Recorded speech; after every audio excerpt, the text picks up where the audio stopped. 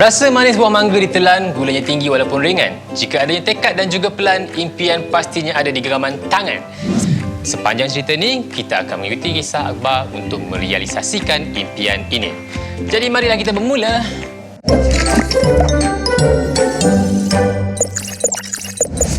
Saya pasti kamu semua ada impian tentang apa yang anda ingin lakukan ataupun cita-cita anda.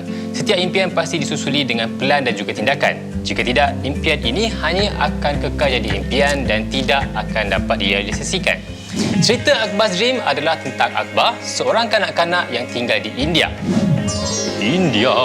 Yang berusaha merealisasikan impiannya. Jadi apa impian Akbar ni? Boleh anda teka? Okey, impian Akbar adalah untuk menghasilkan kain sutera yang paling cantik di India. Hal ini diperlihatkan dalam perenggan pertama cerita Akbar's Dream di muka surat 2. Akbar had a dream. His dream was to make the most beautiful silk cloth in the whole of India. Dan Akbar juga menyatakan impiannya kepada datuknya yang dilihat pada muka surat 3. One day soon, I'll make the most beautiful silk cloth in the whole of India. Namun, setelah Akbar menyatakan impiannya, datuknya tak percaya Akbar boleh mencapai impian ni. Kata Datuk Akbar, "Because you are only a young boy. You are only 8 years old. Come on, budak kecil nak buat tenun paling cantik. Mana mungkin? Bagaimana seorang kanak-kanak boleh membuat sesuatu yang memerlukan kemahiran yang begitu hebat?"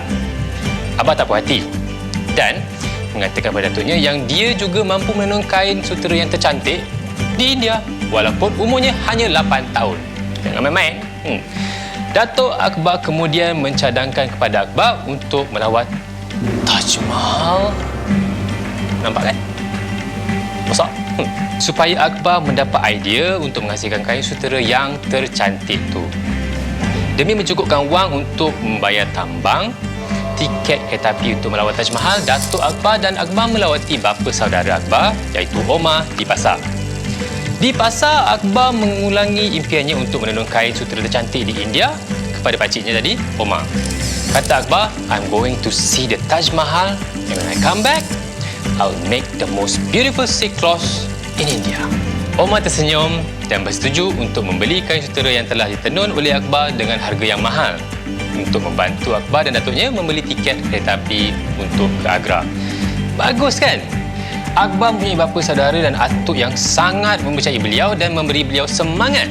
Kalau anda punya satu impian seperti Akbar, anda perlu ada rakan-rakan atau ahli keluarga yang boleh menyokong anda supaya boleh berjaya. Jadi dengan sokongan ahli keluarganya, Akbar sangat teruja untuk melawat Taj Mahal. Pada keesokan harinya, dia membuat pelbagai persediaan untuk lawatan itu. Tujuannya hanya satu, supaya dia mendapat inspirasi untuk menghasilkan kain sutera tercantik di India. Akbar ran home as fast as he could. He had a lot to do before tomorrow. He had to find paper on which to draw new patterns and pencils to mark the colours. When he saw the Taj Mahal, he was going to make the most beautiful silk cloth in India. Dalam perjalanan ke Agra, Datuk Akbar sempat menceritakan tentang Taj Mahal dan mengapa ia dibina. Anda semua tahu tak asal-usul cerita Taj Mahal? Kalau tak apa, saya akan beritahu. Okey? Taj Mahal dibina oleh seorang maharaja yang bernama Shah Jahan untuk isterinya Mumtaz Mahal yang meninggal dunia semasa melahirkan anak mereka.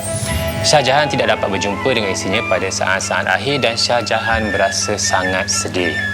Siapa tak sedih kan? Jadi Shah Jahan mengarahkan seluruh negara untuk berkabung dengan kematian isterinya dan demi mengingati isterinya, Shah telah mencari arkitek yang terkenal dari seluruh India untuk membina makam yang tercantik di dunia. Dunia tau, bukan India aja. Makam tersebut akhirnya siap dibina selepas 20 tahun dan kini ia dikenali dengan nama Taj Mahal. 20 tahun lamanya. Cuba adik bayangkan betapa prihatinnya Shah Jahan dalam pembinaan makam ni. Dan ia memang sangat cantik. Dan Datuk Akbar juga menjelaskan kepada Akbar bahawa untuk mencapai impian Akbar, Akbar perlu mempunyai pelan terlebih dahulu. Dia berkata Akbar perlu lukis kain sutera itu yang bakal disulam. Akbar beritahu datuknya bahawa ilham rekaan kain itu akan datang apabila dia melawat Taj Mahal itu nanti. Ini menunjukkan kepentingan Taj Mahal kepada Akbar dalam usahanya menggapai impian. He hoped that the Taj Mahal would fill him with ideas for the six pattern and its colours. Apabila mereka tiba di Agra, Akbar sangat kagum dengan reka bentuk Taj Mahal. Akbar terus mengeluarkan pensel dan mula melakar apa yang dilihatnya ke atas kertas. Apa agaknya yang dilukis oleh Akbar ni? He drew flowers, leaves, twisting and twirling and curling together. He chose colours that he had never used before. They were the colours of the shining jewels. Dengar pun dahsyat. Dengan membaca petikan ni saja pun saya boleh bayangkan betapa cantiknya bangunan Taj Mahal ni. Akbar teruskan melakar Taj Mahal sehingga tangan dia sakit. Kemudian barulah Akbar dan datuknya masuk ke dalam Taj Mahal.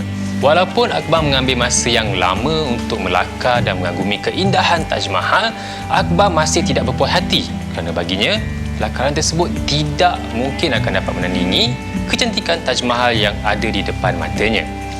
Setelah mereka kembali ke kampung, mereka melawat Omar untuk mendapatkan benang sutera baru untuk Akbar memulakan tenunannya. Di muka surat 30, itu menunjukkan kebolehan Akbar untuk menggambarkan keindahan reka bentuk Taj Mahal semasa Akbar menenun kain itu. He shut his eyes and thought about the patterns that swirl around his head. He thought of the tulips and the roses. He thought about the towers and the dome.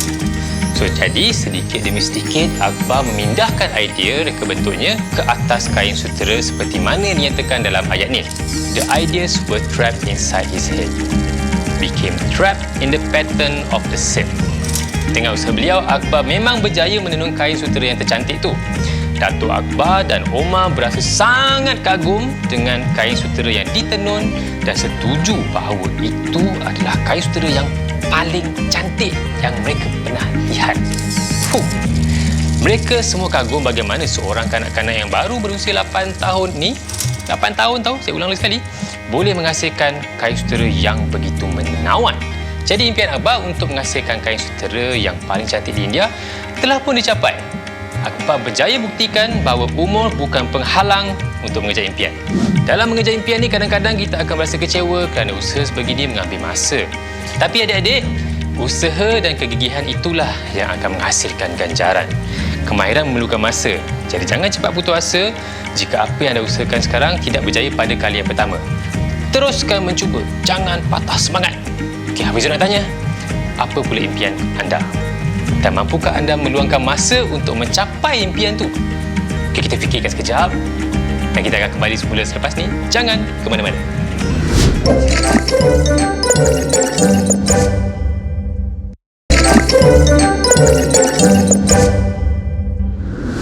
Kembali lagi dalam rancangan Mari Bercerita bersama saya Hafizul. Hari ini kita sedang berbincang mengenai cerpen tahun 6 Akbar's Dream karya Jane Langford. Semasa kita membaca cerita Akbar's Dream ni, memang kita dapat menggambarkan kehidupan Akbar dan juga cita-cita beliau yang begitu tinggi. Impian Akbar adalah untuk menghasilkan kain sutera yang paling cantik di India dan dengan usaha dan tekad beliau telah berjaya. Buku ini juga berjaya memberi kita peluang menghayati sesuatu tempat yang begitu cantik dan dikagumi ramai, iaitu Taj Mahal. Cuba kita lihat bangunan ni. Cantik kan? Akbar menggunakan cantikan bangunan ini dan motif-motif ukiran bangunan ini sebagai inspirasi motif di kain sutera beliau. Jadi, anda semua juga boleh menggunakan apa yang ada di sekeliling anda sebagai inspirasi bila menulis atau menghasilkan pelbagai jenis seni. Buku ni, Hafizul rasa sangat menarik. Dan saya rasa ini adalah kerana penulis Jane Langford telah menggunakan kosa kata yang sangat visual dan menarik. Apa kata kita cuba eja beberapa perkataan yang ada dalam cerita ni. Perkataan yang pertama, loom. Adakah ianya L-U-M ataupun L-O-O-M? Kiri atau kanan, kanan atau kiri? Ya, jawapannya betul. Yang kanan iaitu loom, L-O-O-M. Contoh ayat, my grandmother used to sit at the loom for hours to weave long beautiful silk cloth. Seterusnya, jewels, yang bermakna permata. Jadi, jewels yang ini atau yang ini? Pandai yang ni. Contoh ayat, the jewels on the necklace shine brightly under the sunlight. Seterusnya, disappear. Maknanya, hilang. Jadi, disappear ataupun disappear. Pandai lagi, disappear. Contoh ayat adalah the red curry stain on her dress will disappear after a few washes. Seterusnya, twist yang bermakna memutar. Jadi, twist atau twist? Jawapannya ialah twist. She twisted the doorknob to lock the door and keep out the thief. Itu contoh ayatnya. Seterusnya, twirl, memusing. Jadi, ianya adalah twirl ataupun twirl. Yes, betul. Twirl. He twirled his partner around on the dance floor. Itu contoh ayatnya. Seterusnya, curl, melingkari. Jadi, ini adalah curl ataupun curl. Betul, curl. Contoh ayat dia adalah the snake curl around the tree branches. Seterusnya, sketch, yang bermaksud maksud melukis. Jadi, ini adalah sketch ataupun sketch. Betul, sketch. She sat down on the bench and started to sketch the scenery. Yang terakhir, thread, yang bermaksud berbenang. Jadi, ini adalah thread ataupun thread. Betul, apa yang anda pilih itu. Akbar weaved together a beautiful silk cloth using the threads he bought in the morning. Tak susah kan? Kalau boleh, cuba menggunakan perkataan-perkataan ini bila bercakap dengan rakan-rakan anda. Kita akan berehat sebentar dan jumpa lagi selepas ini.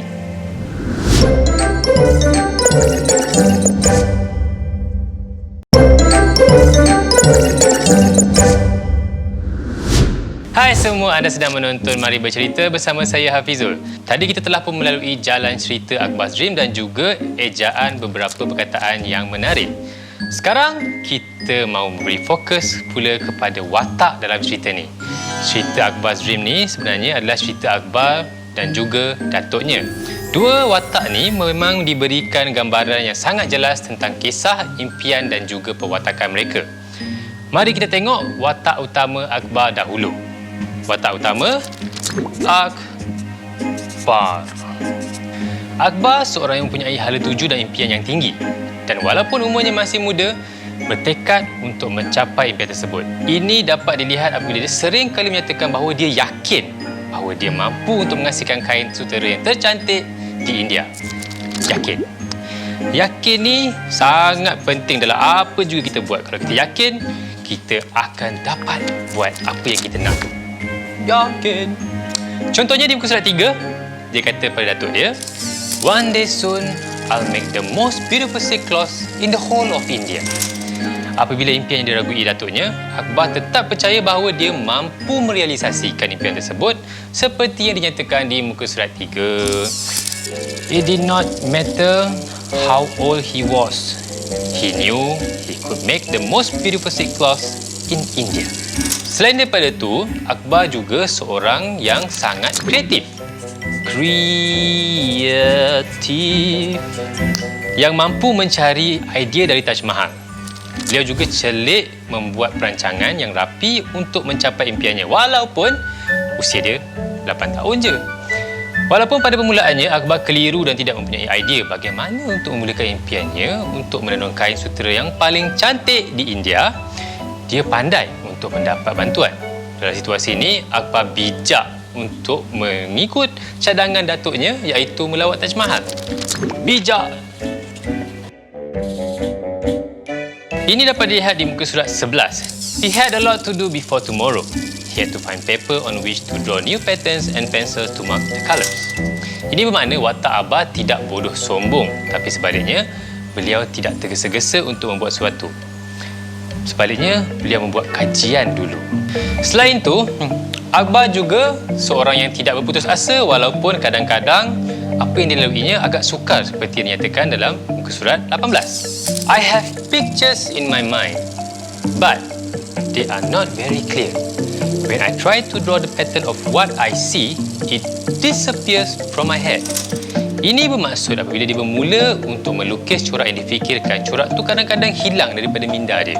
Jadi Akbar percaya bahawa lawatan Taj Mahal dapat memberikan inspirasi kepadanya untuk menenun corak kain sutera yang paling cantik seperti dinyatakan di muka surat 19. He hoped that the Taj Mahal would fill him with ideas for the six pattern and its colours. As soon as he knew what they were, he could start work. Akhirnya, dengan lukisan yang dibuat apabila Akbar melawat Taj Mahal, Akbar dapat merealisasikan impiannya. The cloth grew longer and longer. It grew more and more beautiful. At last, Akbar had finished it. Okey, kita ke watak sampingan. Datuk Akbar. Datuk Akbar merupakan seorang datuk yang prihatin terhadap impian cucunya dan cuba mencari jalan untuk membantu Akbar merealisasikan impiannya. Ini dapat dilihat di buku surat 4 apabila datuknya mencadangkan bahawa mereka melawat Taj Mahal bagi tujuan mendapatkan idea dan inspirasi. We must go to Agra to see the Taj Mahal. It is the most beautiful building in India. Perhaps you will see some patterns there that will help you make the most beautiful silk cloth in India. Datuk dia cakap macam tu. Datuk Akbar juga dilihat sebagai seorang yang sangat mendorong. Memberi dorongan ni kira macam memberi sokongan yang bagus lah, kan? Ini ternyata apabila dia sudi berunding dengan Omar untuk dapatkan harga yang baik bagi kain sutera yang telah ditenun Akbar. Bagi tujuan mendapat wang yang mencukupi untuk membeli tiket kereta api ke Taj Mahal. Cuba lihat buku surat 9. If you will give us good price for Akbar's sake, we will go tomorrow. Akhirnya, kita juga dapat tahu yang datuknya seorang yang sensitif. Sensitif. Ini dapat dilihat di muka surat 15 apabila mata datuk digenangi air mata semasa menceritakan kisah Shah Jahan dan Mumtaz Mahal. There were tears in his eyes dan juga grandma and I had a long and happy life together. Beginilah cerita tentang dua watak penting dalam Akbar's dream. Saya memang sangat suka dan kagum dengan watak Akbar kerana Akbar memang bertekad dan berusaha untuk merealisasikan impiannya. Kita patut contohi Akbar dan terus berusaha untuk mengejar impian walaupun tidak ramai orang yang percaya tentang kebolehan kita untuk mencapai impian tersebut. Bagi saya memang bercita-cita untuk menjadi seorang pelakon dan saya telah mencurahkan banyak usaha untuk berjaya dalam bidang ini. Tengok saya kat mana sekarang. Baiklah, kita akan tengok kalau anda semua telah memahami jalan cerita Akbar's Dream ini. Sampai masa untuk saya menyoal anda. Okey, sekarang kita akan uji tahap pemahaman anda. Tadi kita dah mengikuti cerita Akbar dalam usahanya untuk mencapai impian dari awal dan sekarang tibalah masa untuk kita cuba jawab soalan misteri kita. Bersedia? Jom. Soalan yang pertama. Apakah nilai moral ataupun pengajaran yang anda dapat dari cerita ni? Okey. Ini contoh jawapan saya, okey? Kita dapat belajar tentang kepentingan tekad dan azam dalam usaha mencapai impian.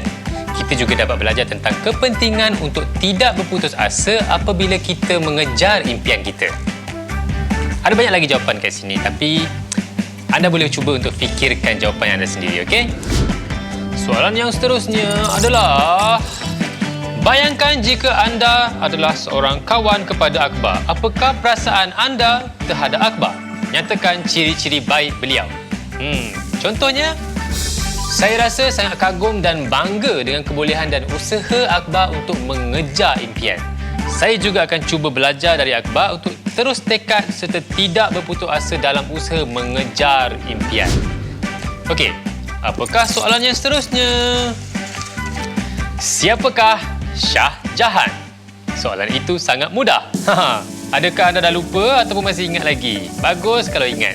Okey, siapakah Shah Jahan? Shah Jahan merupakan seorang maharaja di India yang telah mengarahkan rakyatnya untuk membina sebuah makam untuk isterinya yang tersayang.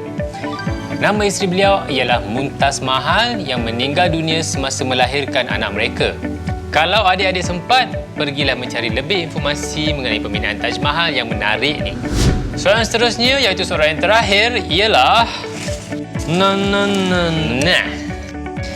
Dari negara manakah asalnya Akbar dan datuknya? Jangan cakap tak boleh jawab soalan ni. Akbar dan datuknya berasal dari negara India. Jadi bagaimana semua? Boleh jawab tak soalan tadi? Kalau boleh, baguslah. Kalau tak, mungkin anda semua boleh baca kembali Akbar's Dream sekali lagi. Buku ni ada banyak intipati yang adik-adik boleh semua pelajari dan teladani. Hafizul harap adik-adik semua dapat mencapai matlamat dan cita-cita sama seperti Akbar. Baiklah, kita telah pun sampai di penghujung rancangan. Saya berharap kupasan cerpen ini boleh memberikan inspirasi kepada anda semua untuk terus mengejar impian anda. Mana tahu, mungkin satu hari nanti kita juga boleh mendengar tentang Siti's Dreams, David's Dreams maupun Siva's Dream. Betul tak? Okey semua, jangan lupa untuk terus membaca dan harap kita dapat berjumpa lagi dalam episod akan datang. Jumpa lagi.